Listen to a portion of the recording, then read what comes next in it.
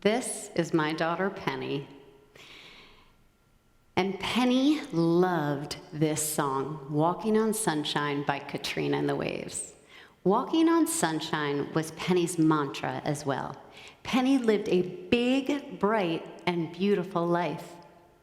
She approached every day with laughter, dressing up, taking care of her hair and her skin.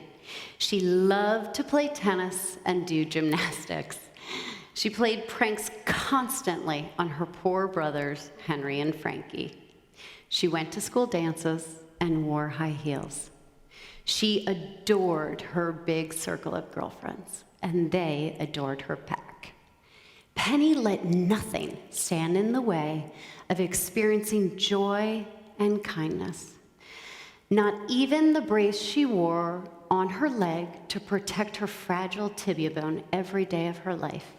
In fact, she bedazzled it with sequins and accessorized it to match all of her outfits. Not even the 7 brain surgeries that she had to remove that reoccurring brain tumor. If you can believe it, Penny would literally sing her way into each surgery, taking selfies and laughing into the camera.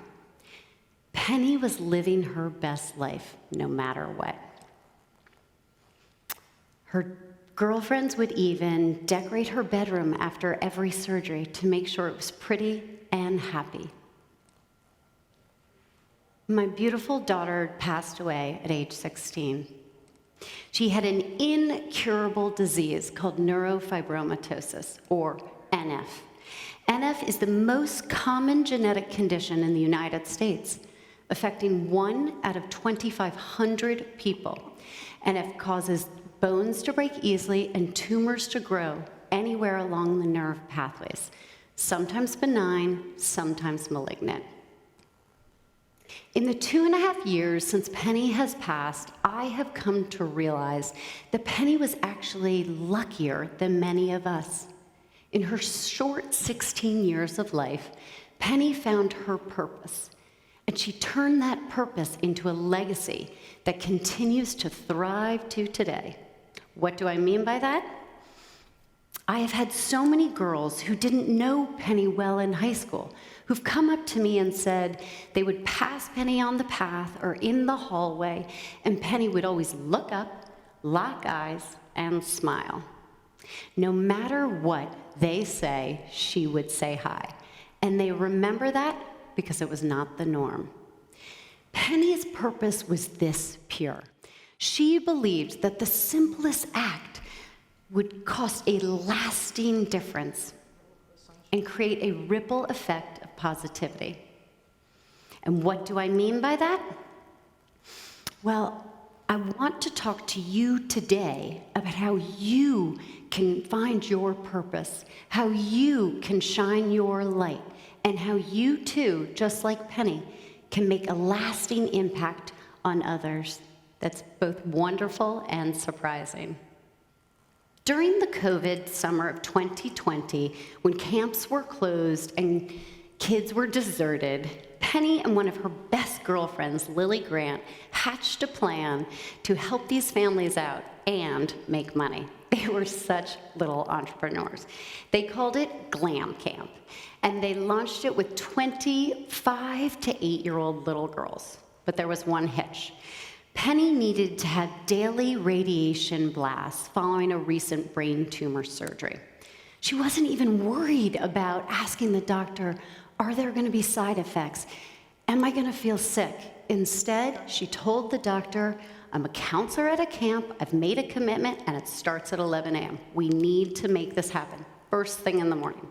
So we would drive into New York City for those 7 a.m. blasts of radiation and be back in time for Penny to set up, put out all the snacks, and be there to meet those little girls. Those little girls had no idea what Penny was going through. It was so sweet. It was such a fun camp. Every day had a different theme. Come dressed as your favorite Barbie. Come dressed as your favorite Disney character. They did the best art projects. I would be on Zoom calls, and there would be a stream of little girls walking behind me to head downstairs. And I would say, oh, Don't mind me, that's just my daughter's camp. Penny was like a Pied Piper. Those girls just gravitated towards her because she was so girly, so light, and so fun. I had so many parents who said their kids just felt so safe with Penny because she just felt like a warm hug all the time. It was so cute, it was so happy, and it was such a wonderful summer. And it turns out it was Penny's last summer. When Penny passed, we decided to have a celebration of her life. 1,100 people came out, and no one wore black. I had so many people who came up to me and said they were so inspired by Penny's story, because while she was fighting for her life, she was showing up in the world with such love and kindness. The truth was, while we were celebrating her, we were devastated, but we recognized we had a choice. We could lose ourselves in the sorrow and the loss of Penny, or we could turn our pain into purpose, just as Penny had. Just a few days after our celebration, my husband Chad and I woke up and we looked at each other and we said, we need to do something in Penny's name, not only to honor her legacy, but to help others. Our goal, about as high as it gets. Why not?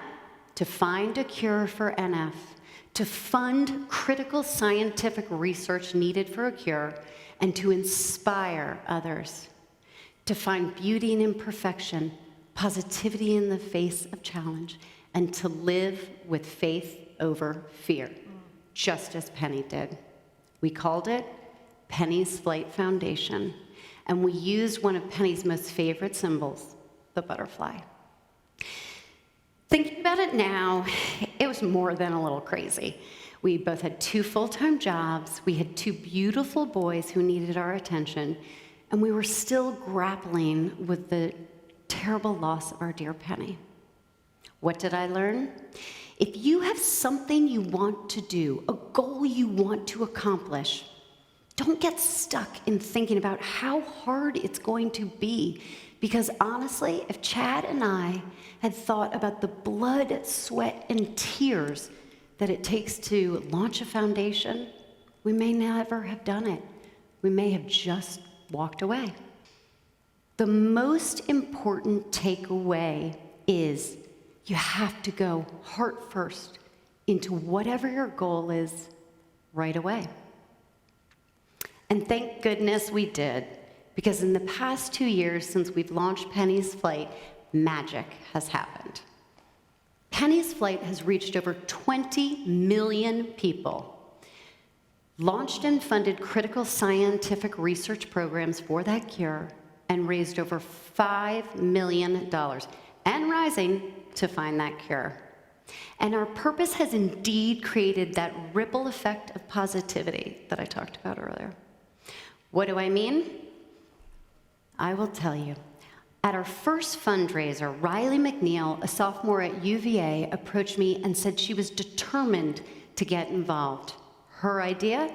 To launch the first Penny's Flight chapter at her school to raise funds and raise awareness. Today, Riley oversees the 100 Penny's Flight chapters across the country at various colleges and high schools. These chapters are doing everything from fundraisers that include Pucks for Penny hockey games, Play for Penny lacrosse games, Pedal for Penny soul cycle classes, Pizza for Penny parties, and so much more. And that's not all.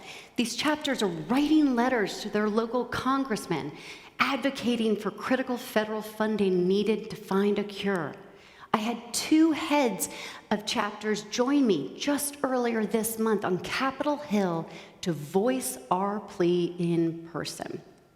Beyond fundraising and raising awareness, these chapters are also inspiring this younger generation to get involved and to follow in Penny's footsteps by shining their light and helping others. Everything from writing cards and delivering them to kids in hospitals, to helping someone with their homework, to donating food to those in need.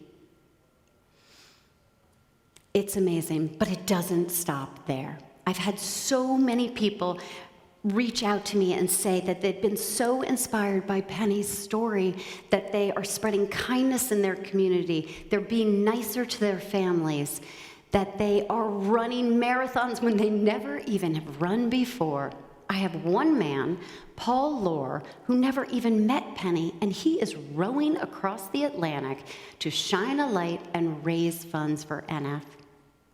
One of the greatest lessons that Penny taught me is this: it's not your lifespan that matters, it's your wingspan. What you do with your beautiful life and how you impact others, that is what matters most. So how do you start? Simply by thinking about something you want to change and who you want to help.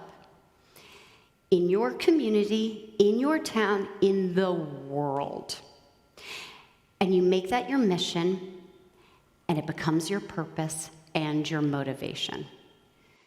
Then go, start doing it. See if it works in action. You might start small, help someone who's struggling with their homework, or ask someone to join you to sit with you at the lunch table. Or you may start to raise funds for research for a disease you know someone is battling. Create TikToks to spread joy and awareness. Volunteer in your community. Or you may launch a foundation, start a charity. We did it, and so can you. Whatever it is, just start. Next, make it big. Make it a goal to do that action every day for 15 minutes, 30 minutes, or more. Make it a goal to share it on social media every week. Make it a goal to do that action over and over and over until it makes an impact. Just keep doing it. Then watch. All you need is one person to create that ripple effect and pass it on. The day that Penny passed, I think she knew what was happening. I really do. And I don't think she was scared by it. Even until the very, very end, she was such a warrior. And I think she knew this was part of a greater plan. And she was protecting us. The day that Penny passed, Chad and I collected our boys, Henry and Frankie, and our dogs, and we went for a long walk in one of our favorite places. We were uncharacteristically quiet, thinking about our girl and how she had spread her wings and shined her beautiful light. We got back into the car, and we turned on the radio. Walking on Sunshine was playing. And we looked up and laughed through our tears, thinking about our girl. I encourage each of you to inspire others and keep passing it on. That is the butterfly effect in action. I hope you too will walk on sunshine. Thank you.